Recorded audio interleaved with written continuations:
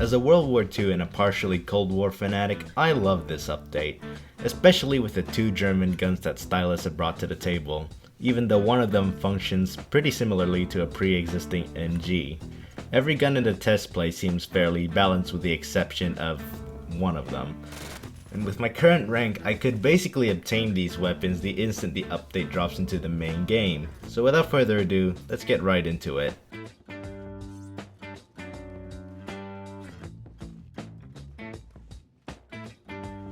The STG-44, also known as the Sturmgewehr 44, is a rank 116 assault rifle. In-game, it fires at 500 rounds per minute. Despite how I love the STG-44, it does need some attachments in order to make it functional.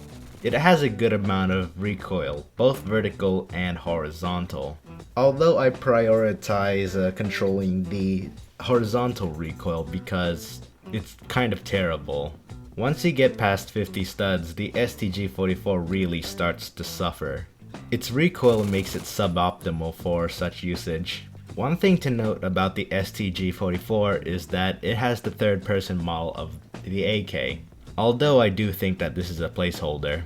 Another thing I like about the STG-44 is its unique alt-aim. Instead of putting the rifle at the hip, instead you basically aim with the gun angled.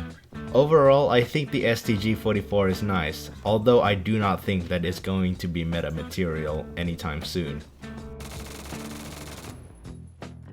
The RAMA 1130 is a rank 126 PDW. Its real name is the Raran Prototype 1130. Why Stylus chose the name RAMA, it's kind of unknown to me.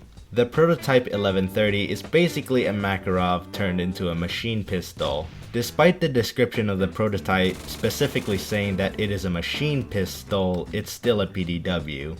Why Stylus did this as well is also beyond me. The Prototype 1130 fires at 950 rounds per minute, which is pretty good. Its recoil is also pretty low and rather controllable, although the more you hold it, the more uncontrollable it gets. The Prototype 1130 does have a good ammo capacity. It utilizes an 80 round drum and has 160 rounds in reserve, which is basically 2 drums in reserve. The only issue that the Prototype 1130 has is its poor damage. By default, it takes 5 shots to kill on the torso. This problem could be easily solved by using the 380 ACP conversion. However, while the 380 ACP conversion boosts the damage up to 33 with the 1.1 torso multiplier, the trade-off is that it only has 12 rounds in the magazine. Not only that, the magazine is supposed to be see-through, but there are no bullets inside of it. Good job, Stylus. Where are the attention to details? Your reserve also gets bumped down to 144 rounds. That means you have 13 magazines to work with before you have to run over a PDW or pistol. But due to how it keeps its rate of fire, reloads are pretty frequent. In fact, you're better off you doing full reloads since it doesn't really take too much time to reload.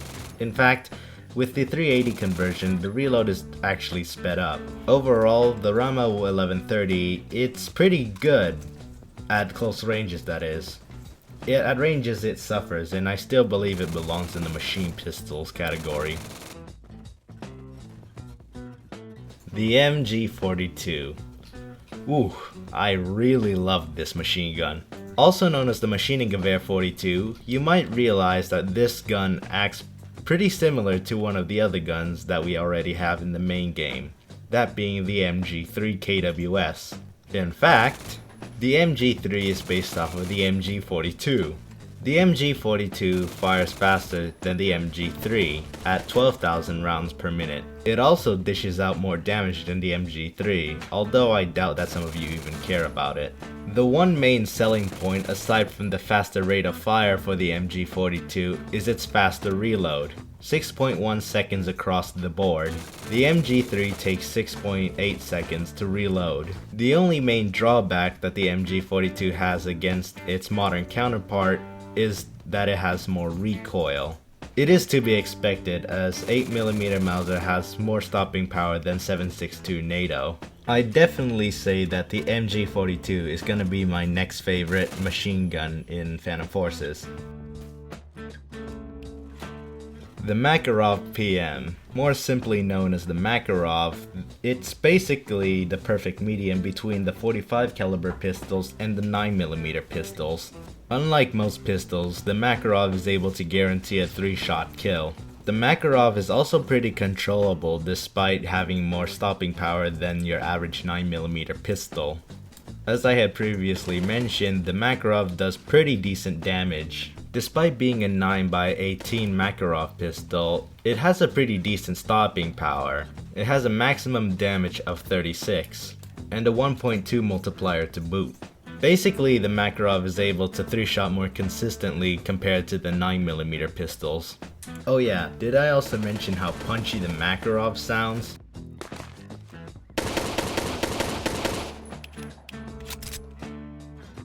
That just sounds good. Instead of using the double-stacked Makarov, the devs decided to use the 8-round magazine. I don't really blame them for doing so, since the 8-round magazine is basically the standard for the Makarov. What isn't nice is its extended magazine attachment, which is basically an 80-round drum. I have problems with this because the drum mag is very impractical, and the double-stacked Makarov, even though it doesn't provide that much, it's a much better alternative compared to an 80-round drum mag with nothing in reserve. The Eject PB is basically a silenced Makarov, and it's also pretty good as well. Just like the Makarov, it carries an 8-round magazine, and it also has a max damage of 36. However, unlike the Makarov, it has a lower minimum damage of 17, but it has an extended damage range. Just like any integrally suppressed gun in Phantom Forces, the Eject doesn't really have any barrel attachments at the moment, not even a long barrel.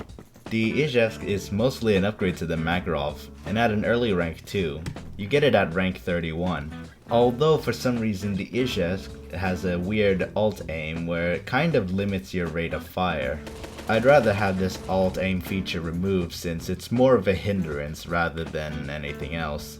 Oh yeah, it also has a lower rate of fire cap compared to the Makarov, 500 compared to the Makarov's 720. The KG-99.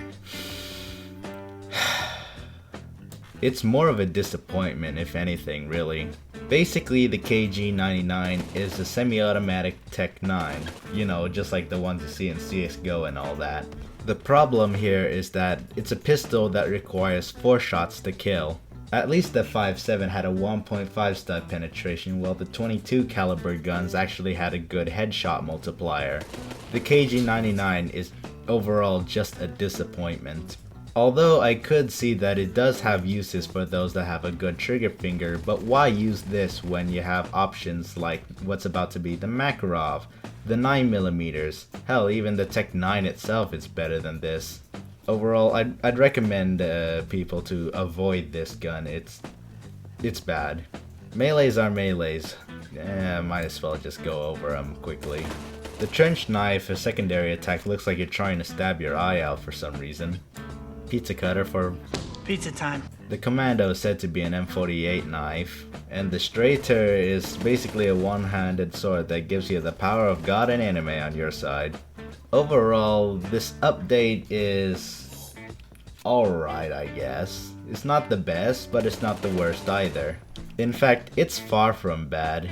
The STG-44 and the MG-42 already made up for it, and so did most of the pistols. And those are basically all my thoughts about the update, really. The STG-44 is pretty good. The RAMA belongs in the machine pistols category. The MG-42 is arguably the best addition to this update next to the Makarov. The Makarov is a pretty damn good pistol. Eject is also pretty good as well, since it's kind of a silenced and better upgrade to the Makarov. And the KG-99 is just a disappointment. So yeah, let me know what you think in the comments below. Subscribe for more Phantom Forces content, and I'll see you all in the next one.